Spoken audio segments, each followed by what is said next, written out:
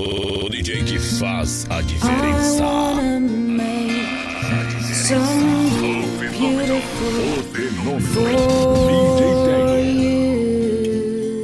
Yeah, I guess I'd been thinking about this record really since I was about 7 years of age, to be honest. Like, I grew up in a country that was, at the time anyway, quite a theocracy, for want of a better word.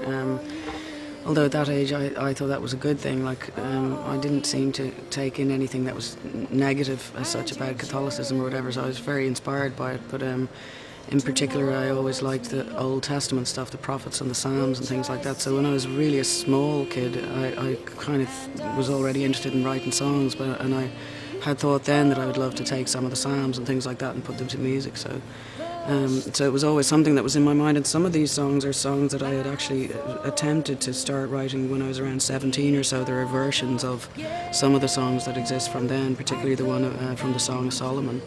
There's a really lousy version of that. But then, yeah, I guess what happened was about 3 years ago, I went to study theology at college in Dublin for a while. And there was a teacher there, who's a guy who the record is dedicated to, this guy called Father Wilfred Harrington. And he taught the course on the prophets.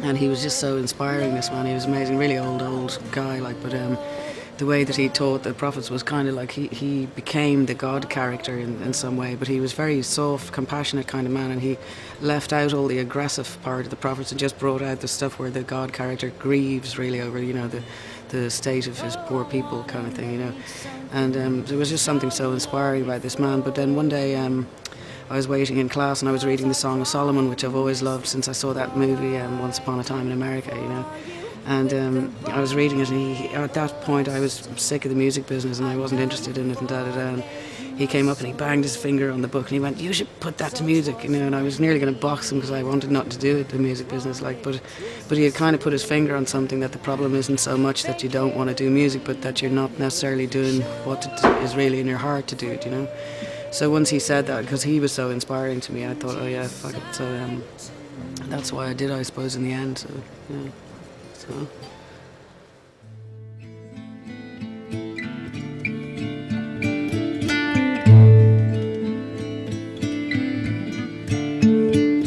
No, it was always that I was really in love with certain texts or certain parts of texts.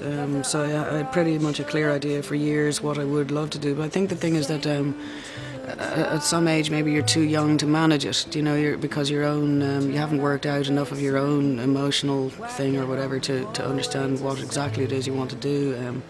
So I guess I got to the point where I understood more clearly that part of what I wanted to do was, again, having grown up in a theocracy or whatever, I understood that, theology, and this is partly why I put the two versions of the record, because, it's all about what slant people put on things. If you look at any of the religions around the world that are causing trouble or whatever, it's down to what slant people put on the theology, So the only kind of active choice I made was to deliberately pick out the things that were loving and compassionate as opposed to the things that were aggressive, because a lot of people dismiss, for example, the books of the prophets by saying, oh, they're really angry and all of that kind of stuff, but it's actually they don't understand what is really going on in the books kind of thing, So I guess what I liked about those books in particular is the God character refers to itself all the time, almost as a, and that's how I see it. This is almost like a play, the Old Testament, of characters. It doesn't matter whether you believe it or not, it's still very inspiring or interesting or whatever.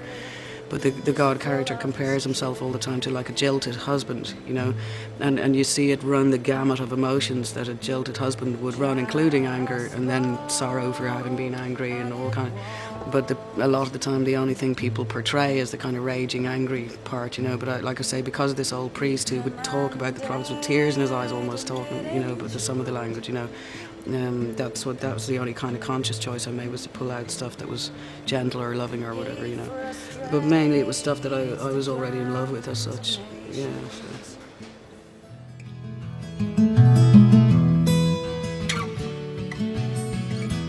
Whomsoever dwells.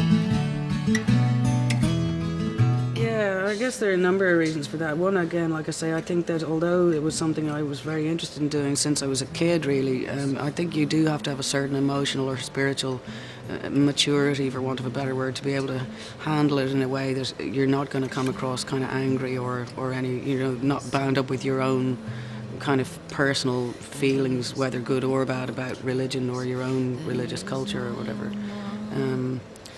And also it's a confidence thing, because it's a scary-ish thing to do, to attempt to make a record like this, because there's such a fine line, as I was saying when we met, between corny and cool when it comes to religious music, And so you want to be pretty sure that you can stay on the right side of it, But also, I guess, after Sean Nos Nua, which is the traditional Irish record I made, I guess I felt that, creatively I'd reached a certain height that you had to then go further. You couldn't go back down to just doing pop records, that there was a certain spirituality in that record, that I guess I didn't want to climb back down off, so...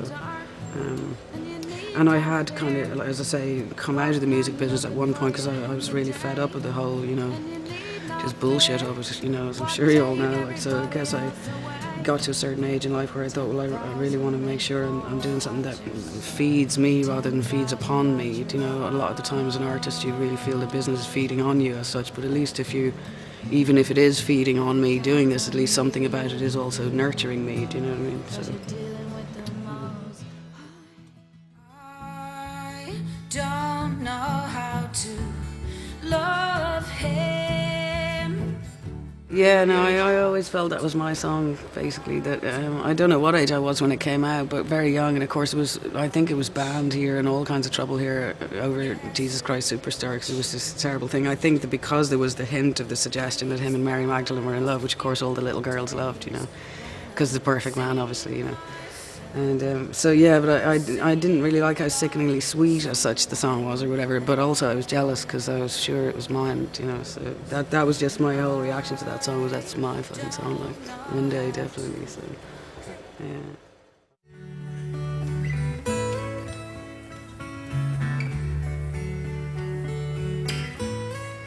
Oh, actually, what am I talking about? No, I met Steve when I was like 14 at first.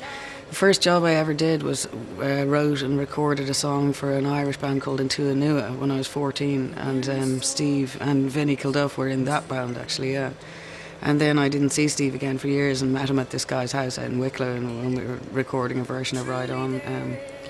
But I guess I always wanted to work with him because it's very hard to find people who play guitar gently. A lot of the time, like, a guitar is very much a man's instrument, so it's they like to beat the shit out of it. It's the same as trying to find a drummer who doesn't want to hit everything. Do you know what I mean? So I quite like Steve that way because he's just really soft and really gentle kind of way of playing, and also he's a shaman and all kinds of strange priestly things. So that was part of why I wanted him involved with this record as well, obviously, because he's not just your average guitar playing Joe, So.